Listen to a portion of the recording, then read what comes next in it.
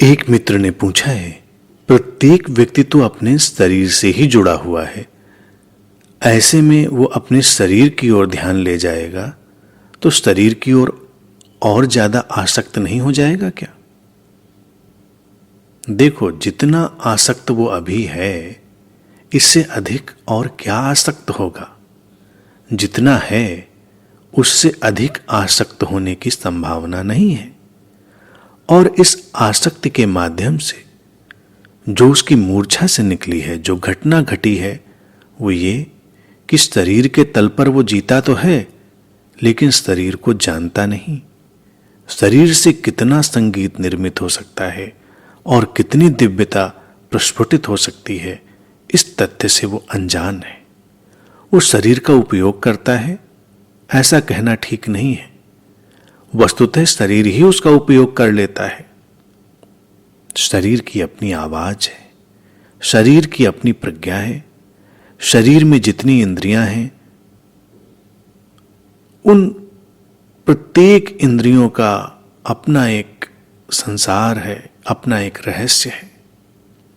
तुम देखते हो, तुम सुनते हो, तुम स्पर्श करते हो, और भी जो तुम्हारे इंद्रियगत अनुभव हैं, उनका अपना एक ढंग है, उनकी अपनी एक स्थिति है। तो प्रत्येक इंद्रिय तुम्हारे भीतर, तुम्हारे मन की ओर लौटने का एक द्वार है। वहीं से तुम अपने मन तक जाते हो। इन 5 द्वारों से इकट्ठा की गई अनुभूतियां, संवेदनाएं और अनुभव जब एक साथ मिलते हैं तो तुम्हारा मन बनता है। और फिर इस मन से जब दूर हटते हो तो अपने भीतर साक्षी बनते हो। तब पहली बार तुम्हें चेतना की झलक मिलती है, तब पहली बार तुम्हें अपने आत्म स्वरूप की झलक मिलती है। अपनी इन 5 इंद्रियों से, 5 द्वारों से इकट्ठा किए हुए ज्ञान से जो मन बनता है और उसके पार एक सामूहिक मन बनता है, उसके पार अगले तल पर तुम चैतन्य और साक्षित्व को अनुभव कर पाते हो। लेकिन साक्षी के तल पर आने के लिए तुम्हें इन 5 द्वारों से गुजरना होता है। उनके कार्य व्यवहार, उनके ढंग, उनके अनुभव की क्षमता, उनके रहस्य, उसे जानना और समझना होता है। अगर तुम इस बात से चूक जाते हो तो तुम्हारे लिए मुश्किलें खड़ी हो जाती हैं। अगर ऐसा नहीं हो पाता है तो तुम एक कल्पना लोक में खो जाते हो और वास्तविक रूपांतरण दूर बना रह जाता है। अब जो व्यक्ति शरीर की मूर्छा की अवस्था में है और उसका उपयोग कर रहा है, वो शरीर में उठती हुई तरंगों और ऊर्जा के स्पंदनों से ही संचालित हो रहा है। जो इंद्रियां जिस प्रकार स्पंदित होती हैं और अपने भीतर ऊर्जा निर्मित करती हैं, व्यक्ति उसी भांति खींचा चला जाता है। दूसरी अवस्था, जब तुम सजगता के साथ अपने शरीर में घटने वाली हर घटना को अनुभव करते हो, चाहे वो स्पर्श हो, दृश्य हो, कुछ भी हो, तुम्हारे भीतर एक नया लोक खुलता है, एक नया संसार तुम्हारे भीतर अनावृत होता है, जो धीरे धीरे सूक्ष्म से सूक्ष्मतर होता जाता है। प्रत्येक इंद्रिय की संभावना स्थूल से सूक्ष्म और सूक्ष्मतर तक है। जो शरीर से आसक्त हो गया है, वो उस सूक्ष्मतर तक जाने में बहुत कठिनाई अनुभव करता है। आसक्ति का एक ही तात्पर्य है, सजगता का अभाव। वो स्थूल पर ही ठहर जाना है। जो स्थूल पर ठहर जाता है वो गहरी आसक्ति से घिर जाता है, या जो गहरी आसक्ति से घिरता है वो स्थूल पर ठहर जाता है। वो एक ही बात है। ये स्थूल पर ठहराव, ये आसक्ति व्यक्ति के भीतर गहरी ऊब पैदा करती है, एक गहरी उदासी पैदा करती है। इसीलिए लोगों के जीवन में ऊब और उदासी सामान्य बात है। प्रत्येक व्यक्ति उबा है, प्रत्येक व्यक्ति उदास है, क्योंकि शरीर के स्थूल तल पर ही वो अटक गया है। लेकिन अगर तुम सजग होते हो और इंद्रियों के स्थूल रूप को भी सजगता के साथ अनुभव करते हो, तो तुम धीरे से सूक्ष्म रूप की ओर सरक जाते हो। तुम उन्हीं इंद्रियों की अन्य संभावनाओं को अनुभव करने लगते हो, सूक्ष्मतर होती हुई संभावनाओं को अनुभव करने लगते हो। तब यही शरीर कम बंधन वाला तुम्हें महसूस होता है। शरीर तुम्हें नहीं बांध रहा है, तुम्हारी असजगता ही उससे तुम्हें बांध रही है। जब तुम सजग हो रहे हो, तुम्हारी मूर्छा टूट रही है, तो तुम्हारे बंधन ढीले हो रहे हैं। तुम शरीर से अब कम आसक्त हो। शरीर एक वीणा की तरह है, तुम्हें इसे संतुलित और समस्वरित रखना है। न तो तुम उसमें बहुत कसाव रख सकते हो, न ही उसे तुम बहुत ढीला छोड़ सकते हो। दोनों स्थितियों में शरीर से संगीत उत्पन्न नहीं होगा। कुछ लोग हैं जो शरीर के पीछे पड़ जाते हैं और उनके दिन प्रतिदिन के जीवन का केंद्र केवल शरीर ही रह जाता है। शरीर का स्वास्थ्य, शरीर का रखरखाव, ध्यान, योग, सब कुछ वो इसीलिए करते हैं कि शरीर को स्वस्थ रखना है। सब शरीर केंद्रित हो जाता है उनका क्रियाकलाप। वो चेतना की भी बात करते हैं तो शरीर के ही उपयोग के लिए। तब ये स्थिति जो है वो शरीर रूपी वीणा के तारों को कसती चली जाती है। तुम बहुत कसाव में और तनाव में भर जाते हो, संगीत तुमसे दूर हो जाता है। योगी है, हठयोगी है, वो शरीर के साथ ऐसा ही दुर्व्यवहार कर रहे हैं। उन्होंने सीखी हुई उत्सव और संगीत की बातों को अपने जीवन में उतारने की चेष्टा तो की है। अगर तुम उनकी पूरी उपस्थित उनकी भंगिमाओं को देखो तो तुम्हें वहां पर ये संगीत और उत्सव दिखाई नहीं देगा। वहां पर एक किस्म की कठोरता, एक किस्म की जड़ता दिखाई देगी। जड़ता और कठोरता जैसे ही तुम्हारा हिस्सा बनते हैं, तुम अहंकार से भर जाते हो। अहंकार तुम्हारे इसी जड़ होने से निकलता है, कम संवेदनशील होने से निकलता है।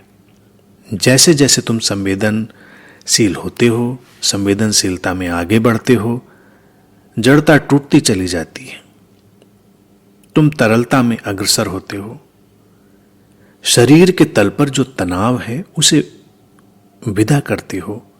शरीर केंद्रित जो तुम्हारा एटीट्यूड है उसे तुम विदा करते हो। तुम्हारे भीतर से अहम भी विदा हो जाता है। अहम तभी आता है जब तुम लगातार तनाव की स्थिति में हो। तुम अगर आनंद भी जीवन में उतारना चाहो, तुम उत्सव भी मनाना चाहो, तो वह भी तुम्हारे लिए एक तनाव है। कई बार स्थिति तो यह होती है कि तुम आनंद में भी डूबना चाहो, उत्सव में भी डूबना चाहो, तो वो भी तुम्हारे लिए एक तनाव बन जाता है। लोगों को देखें हंसते और मुस्कुराते हुए, कई बार वो भी उनके लिए तनाव का विषय बन जाता है। अगर ये मुस्कुराना शरीर केंद्रित है तो उसको तनाव बनना ही है। लेकिन एक मुस्कान आती है जो तुम्हारे अंतर जगत से आती है, दिव्य जगत से आती है। वो तुम्हारे शरीर पर प्रकट होती है, लेकिन वो शरीर का हिस्सा नहीं होती। और ऐसी मुस्कान अलौकिक जान पड़ती है, दिव्य जान पड़ती है। वो तुम्हारी चेतना के जगत से प्रस्फुटित होती है, तुम्हारे शरीर पर बिखर जाती है और तुम्हारी कोशिका कोशिका मुस्कुराती हुई दिखाई देती है। वो शरीर केंद्रित नहीं है। ऐसे ही स्वास्थ्य है। एक स्वास्थ्य आता है जो तुम्हारे चैतन्य का है, जो तुम्हारी चेतना के तल से तुम्हारे शरीर तक उतरता है, शरीर तक झरता है। जैसे किसी मोटे शीशे को पार करके रोशनी झरती है। इस स्वास्थ्य की आभा अलग होती है, उसका आनंद अलग होता है। एक स्वास्थ्य है जिसे तुम अपने शरीर पर आरोपित करना चाहते हो, क्योंकि वो तुम्हारे स्वास्थ्य का कॉन्सेप्ट है, तुम्हारी धारणा है। उस स्थिति में तुम अपने शरीर को साधते हो, मैनिपुलेट करते हो। ये सदा हुआ और स्वस्थ होना जो तुम्हारी धारणाओं से निकला है, वो केवल इतना है कि तुम बीमार नहीं हो। तुम्हारा शरीर पूरी तरह से ठीक है, लेकिन ये स्वास्थ्य नहीं है। स्वास्थ्य वो है जो तुम्हारे चेतना के जगत से शरीर पर झरता है, एक रोशनी की तरह। तब तुम्हारा शरीर एक भिन्न ही लय में होता है। तुम्हारा शरीर एक अद्भुत सौंदर्य से भरा होता है। तुम अपने रोम रोम को थिरकता हुआ अनुभव करते हो। तुम अब ऐसा नहीं है कि केवल बीमार नहीं हो, तुम्हारे भीतर स्व की झलक आ रही है। स्वास्थ्य का इतना ही मतलब है स्व में स्थित होना, और ये तुम्हारे अंदर से बाहर आ रहा है।